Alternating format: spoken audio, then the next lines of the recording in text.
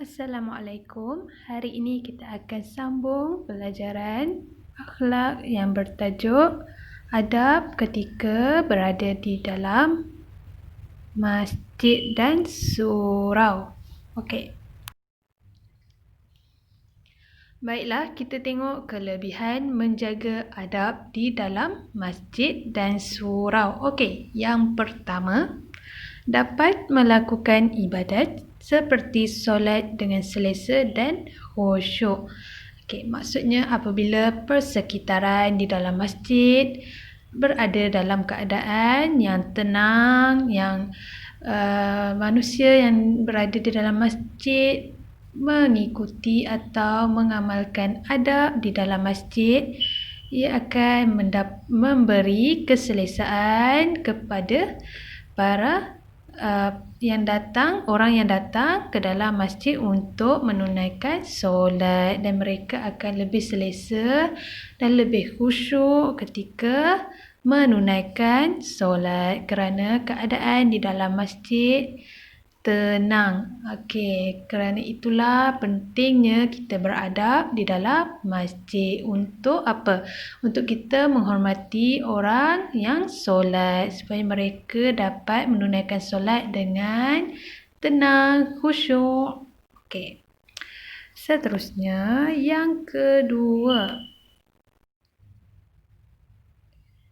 mendapat rahmat dan keredaan Allah Subhanahu Wa Taala. Kerana apa? Kerana kita menghormati, mengamalkan adab ketika berada di dalam rumah Allah. Kita tidak melakukan perkara yang tidak sepatutnya di dalam rumah Allah. Jadi Allah akan merahmati kita. Allah akan redha dengan apa yang kita lakukan kerana kita telah menghormati tempat-tempat yang mulia. Allah akan bertambah sayang dengan orang yang menjaga adab.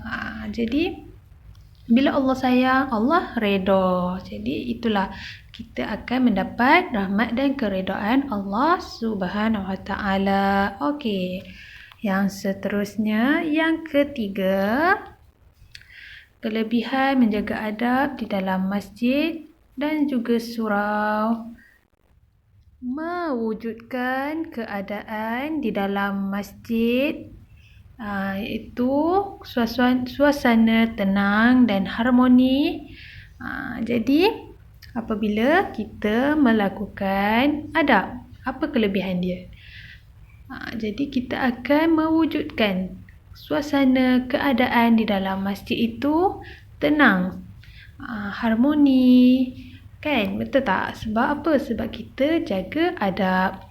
Kita tidak membuat bising. Kita tidak melakukan perkara yang tidak sepatutnya di dalam rumah Allah. Jadi semuanya akan menjadi tenanglah. Apabila kita datang ke dalam masjid, kita nak menenangkan diri, kita nak dekatkan diri kepada Allah, kan? Jadi bila kita beradab, apa kelebihan dia? Bila kita sama-sama mengamalkan adab, ia akan mewujudkan suasana yang baik, dapat, dan akan orang kata dapat merealisasikan, dapat wujudkan ketenangan jiwa terhadap semua orang lah yang datang ke masjid. Okey, itulah.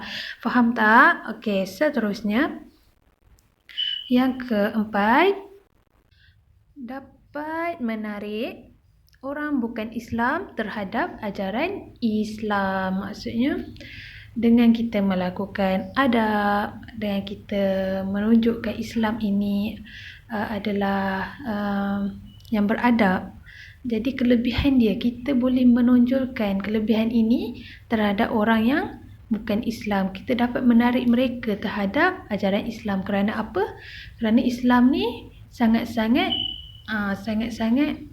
mengamalkan adab. Jadi itu adalah tarikan orang bukan Islam untuk belajar ajaran Islam. Sebab apa? Sebab semua orang akan suka, semua orang akan selesa bila kita sentiasa menjaga tingkah laku, adab. Kita lebih bersopan santun, betul tak? Jadi bila semua tu kita tonjolkan, ia akan secara tidak langsung kita menarik, menunjukkan ajaran Islam ni adalah ajaran yang orang kata beradab. Okey, itu adalah kelebihan menjaga adab di dalam masjid dan surau. Okey, jadi kita akan dapat kebaikan, kelebihan seperti yang cikgu sebut tadi. Jadi tidak rugi kita mengamalkan adab ini. Okey. Seterusnya, okey, kita tengok akibat tidak beradab di dalam masjid dan juga surau. Okey, yang pertama, mendapat dosa dan kemurkaan Allah Subhanahu Wa Taala. Okey. Sebab apa? Sebab kita tidak beradab di dalam rumah Allah. Kita contohnya seperti merokok, kita ada orang minum arak di dalam masjid. Jadi itu adalah perkara yang tidak beradab, perkara yang tidak baik yang dilakukan di dalam rumah Allah. Jadi Allah murka dan kita juga akan mendapat dosa. Jadi di dalam masjid ni perkara yang baik-baik. Okay, kita nak mengaji di dalam masjid, menunaikan solat, ibadat, bukanlah perkara-perkara yang buruk. Okey. Jadi yang kedua, dapat menjatuhkan maruah umat Islam. Okey, seperti yang cikgu sebut tadi, bila kita tidak jaga tingkah laku kita sesuka hati membawa benda-benda haram di dalam masjid, ia secara tidak langsung dapat menjatuhkan maruah umat Islam. Dia menunjukkan Islam ini adalah agama yang tidak ada contoh benda haram ni lah. Tak ada ni. Orang suka hati boleh bawa ke dalam tempat suci. Jadi dengan cara menjaga maruah Islam, kita sepatutnya tidak melakukan perkara-perkara yang tidak sepatutnya lah. Benda-benda yang haram, benda-benda yang tidak senonoh. Kalau boleh elakkan, bukan kalau boleh lah, benda-benda macam tu elakkan. Kalau nak buat juga bukanlah di tempat rumah Allah. Okey. Yang ketiga pula, terhindar daripada mendapat rahmat Allah. Kerana apa? Kerana melakukan dosa, kerana Allah tidak redha. Kita suruh beradab, jaga masjid, imarahkan masjid, beribadat di dalam masjid, tetapi kita buat benda lain, buat benda yang tak senonoh, tidak menjaga adab, membuat bising, mengumpat. Jadi Allah, macam mana Allah nak redha, macam mana Allah nak sayang, betul tak? Jadi Allah pun susah nak bagi rahmat dekat seseorang tu. Apabila kita ni menjaga adab sahaja, dah boleh buat Allah sayang kita. Okey. Yang keempat, masyarakat berpecah belah. Sebab apa?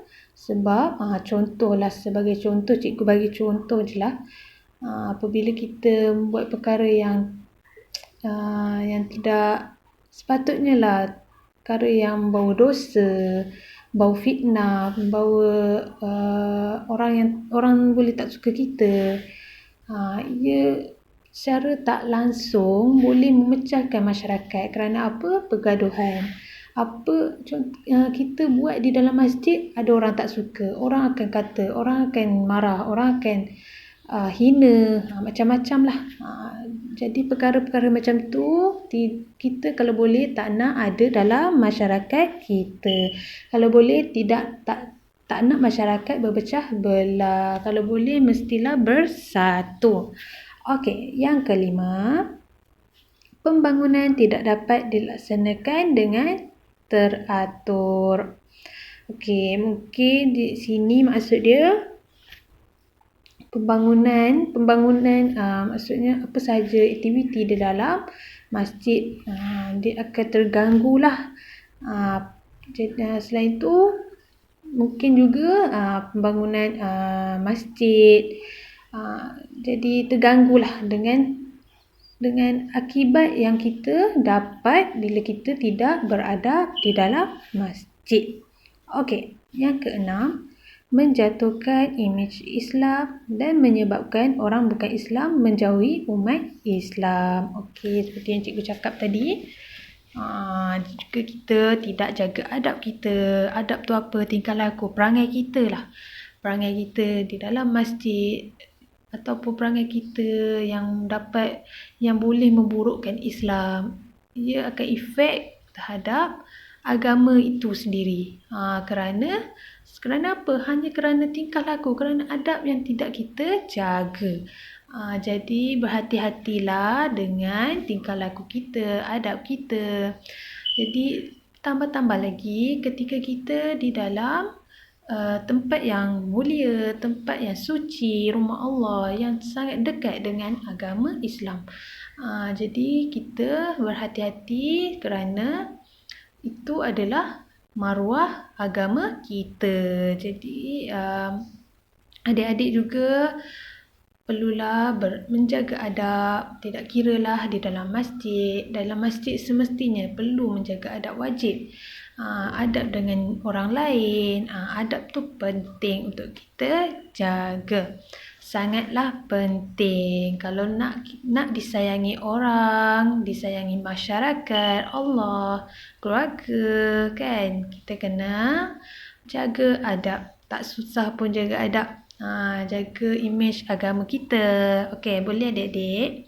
Okey, untuk hari ini itu sahaja kita belajar kelebihan dan juga akibat tidak beradab di dalam masjid. Mudah-mudahan adik-adik dapat apa yang disampaikan oleh cikgu. Okey, Assalamualaikum warahmatullahi wabarakatuh.